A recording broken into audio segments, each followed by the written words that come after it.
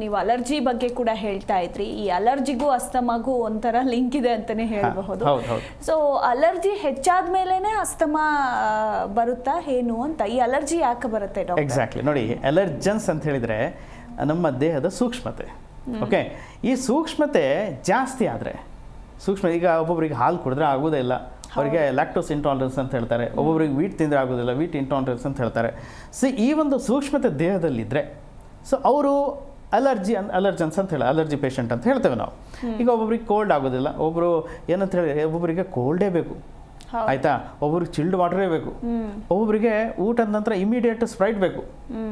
ಇದರಲ್ಲಿ ಏನು, ಇದು ಕಾರ್ಬೋನೇಟೆಡ್ ವಾಟರ್ ನಮ್ಮ ಡೈಜೆಷನನ್ನು ಡಿಸ್ಟರ್ಬ್ ಮಾಡುತ್ತೆ. ಇನಿಷಿಯಲಿ ನಿಮಗೆ ಗೊತ್ತಾಗೋದಿಲ್ಲ, ಇನಿಷಿಯಲಿ ಎಲ್ಲ ಕರೆಕ್ಟ್ ಆಗಿದ್ದಿರುತ್ತೆ, ನಾರ್ಮಲ್ ಇರುತ್ತೆ, ಪರವಾಗಿಲ್ಲ, ಆ್ಯಸಿಡಿಟಿ ಹೋಯ್ತು ಅಂತ. ಆದರೆ ಒಳಗಡೆ ಆ ಕಲರ್ಡ್ ಫ್ಯಾಕ್ಟರ್ಸ್ ಏನಿದೆ ಅದೆಲ್ಲ ನಮ್ಮ ದೇಹಕ್ಕೆ ಇಂಜೂರ್ಡ್ ಮಾಡ್ತದೆ.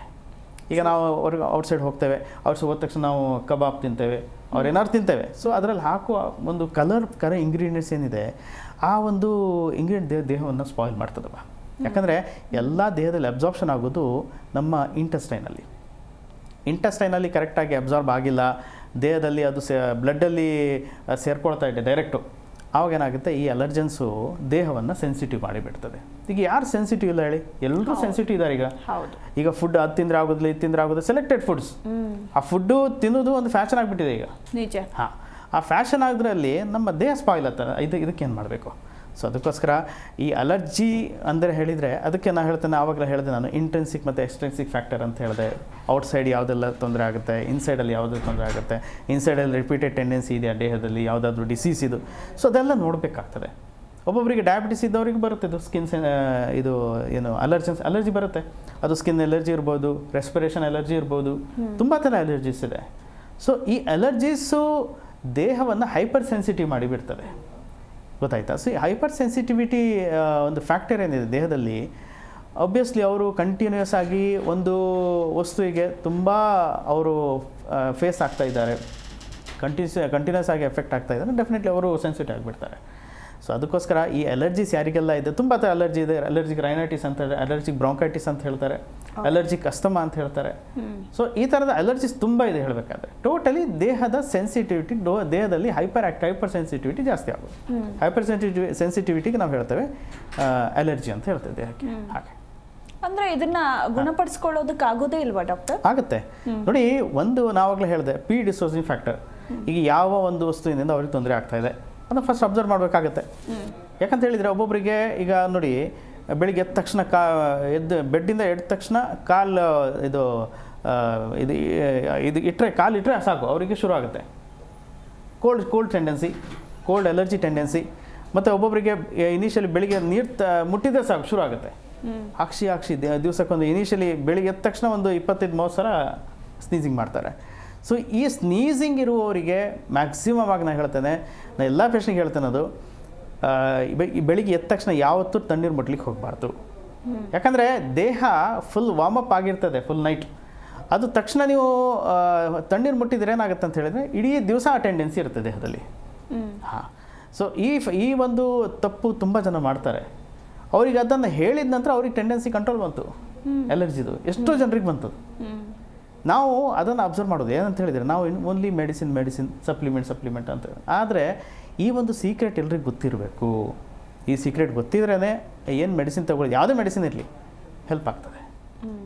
ಮತ್ತೆ ಅಂತ ಹೇಳಿದರೆ ಒಂದು ಮೆಡಿಸಿನ್ ತಗೊಳ್ಳಿ, ಈಗ ಎಕ್ಸಾಂಪಲ್ ಹೇಳ್ಬೇಕಾದ್ರೆ ಅಲೋಪತಿಕ್ ಮೆಡಿಸಿನ್ಸು ಇನಿಷಿಯಲ್ ತೊಗೊಳ್ತಾರೆ, ಒಬ್ಬರಿಗೆ ಅಭ್ಯಾಸ ಇರುತ್ತೆ, ಮನೇಲಿ ಇಟ್ಟಿರ್ತಾರೆ, ಗೊತ್ತಾಯ್ತಾ, ಹೆವಿಲೋ ಏನಾದ್ರು ಮೊಂಟೆಕೆಲ್ಸಿನೋ ಎಲ್ರಿಗೂ ಗೊತ್ತಿದೆ, ಅದು ಇಟ್ಟಿರ್ತಾರೆ.